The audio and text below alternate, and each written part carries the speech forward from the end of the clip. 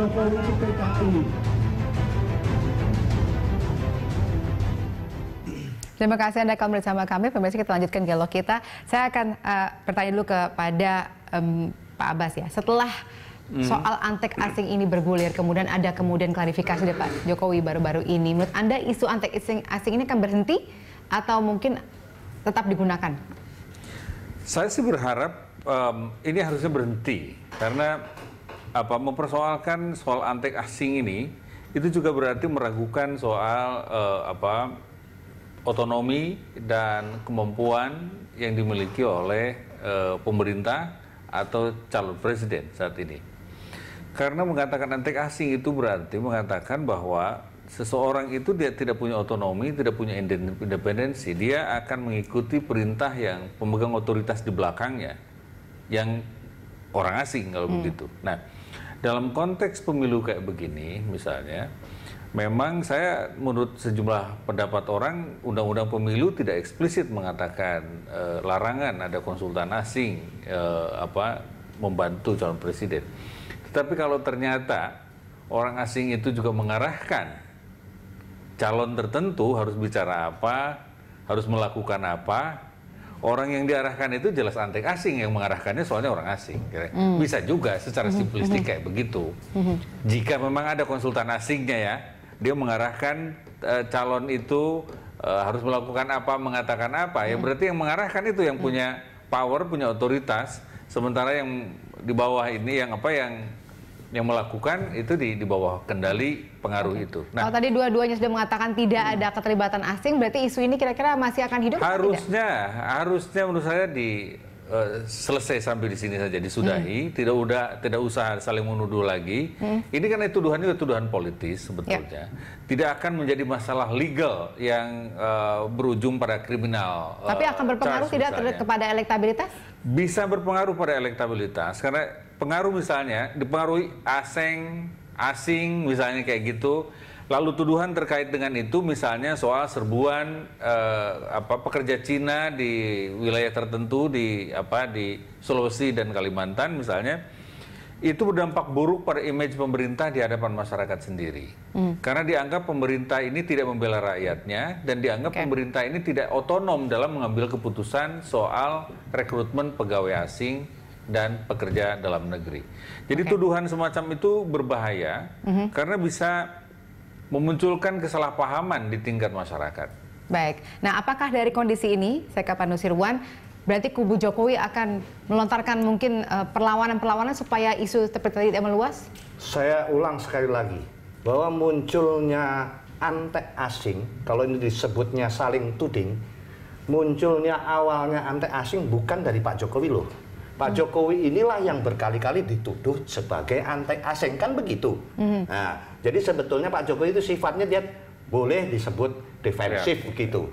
Katakanlah hanya menjawab hal-hal yang dituduhkan. Tapi bukan melawan. Defensif, tapi jangan malah menciptakan hoaks, Pak. Jangan malah menciptakan Anda harus saya tanya, hoaksnya yang sebelah mana? Loh, kita menggunakan konsultan Rusia katanya.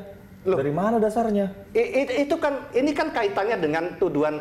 Saya kembalikan, saya tidak mau belok. Sekarang, saya ulangi sekali lagi. Awal dari yang memunculkan antek asing bukan Pak Jokowi. Itu disampaikan oleh beliau di sana pada waktu menyampaikan di orasi di depan forum di Sentul, apa tidak tahu. Kata-kata antek asing itu yang memunculkan dari pihak sebelah sana. Nah, baru setelah berkali-kali dikatakan antek asing, dijawablah oleh Pak Jokowi. Jadi bukan saling tuduh ya. Pengertian saling tuduh kan lempar-lemparan. Tapi kemarin soalnya ada pernyataan bahwa jangan tuduh saya kalau ternyata dia. Nah, sekarang yang berkaitan dengan konsultan. Konsultan itu satu, bahwa itu tidak tampak.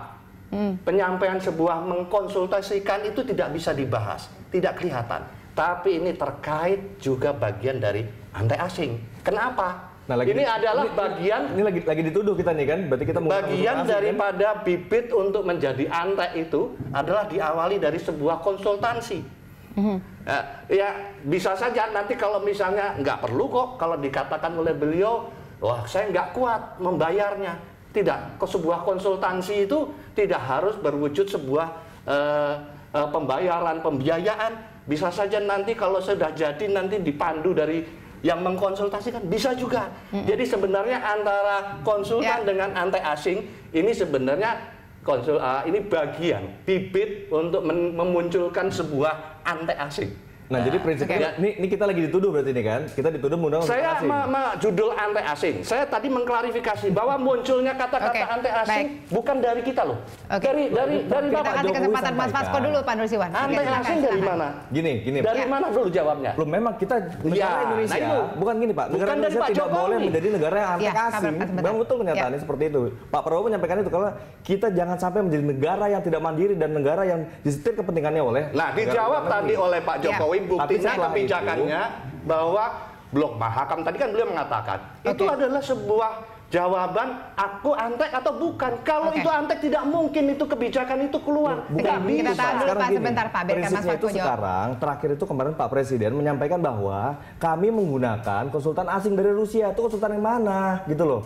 Saya sudah jawab, konsultan itu pada level Anda tidak kelihatan.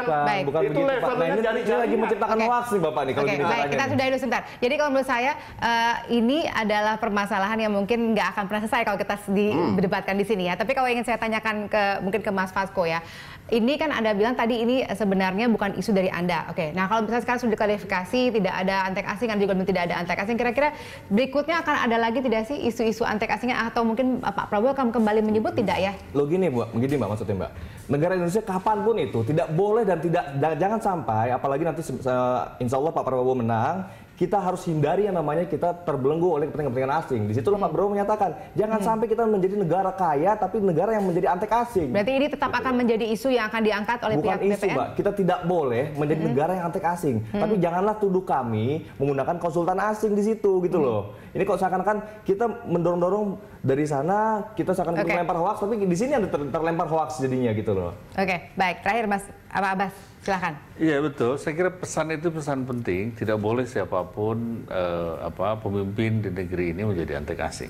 Ya, intinya pesannya begitu. Hanya memang dalam konteks pertarungan seperti itu saat ini, ketika penantang menyampaikan itu di dalam satu forum resmi, misalnya, tidak boleh negara ini menjadi antek asing. Itu sudah mengatakan, secara implisit mengatakan bahwa saat ini sedang terjadi begitu atau ada resiko, menghadapi resiko negara ini dipengaruhi oleh antek asing atau pemimpinnya dipengaruhi oleh orang asing. Oleh karena itu dalam konteks pemilu, kalau penantang itu yang mengatakan, itu sama aja dan menempatkan orang lain punya problem itu, dan jika ingin negara ini tidak menjadi antek asing, maka pilihlah saya, kurang lebih kan begitu idenya. Oleh karena itu memang Pak Prabowo tidak akan mengatakan Pak Jokowi atau pemerintahan ini sebagai antek asing, tidak akan sebodoh itu mengatakan menuduh. Saya percaya itu tidak akan dilakukan.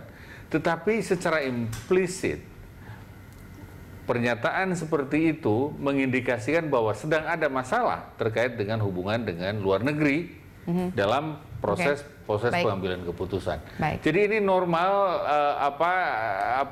normal interpretasi yang bisa kita ambil dari situasi pertarungan politik yang ketat seperti saat ini dan apa makna dari statement itu bagi pihak lawannya. Baik, tampaknya kalau kita lihat ini masih akan terus bergulir, masih akan muncul mungkin tema-tema lain atau isu lain yang akan diangkat kedua belah pihak. Ini tampaknya kita akan lihat karena Pilpres mungkin masih berjalan. Namun sayang sekali waktu sudah habis untuk saat ini. Terima kasih Bapak-Bapak sudah hadir bersama kami hari ini. Dan pemirsa, demikianlah Prime Talk kali ini. Anda bisa memberikan informasi dan saran kepada kami lewat email di redaksi @rpth.tv atau follow kami via Twitter, Facebook, YouTube, dan Instagram. Ada sama kerabat kerja petugas, saya Valerina Daniel. Terima kasih, sampai jumpa.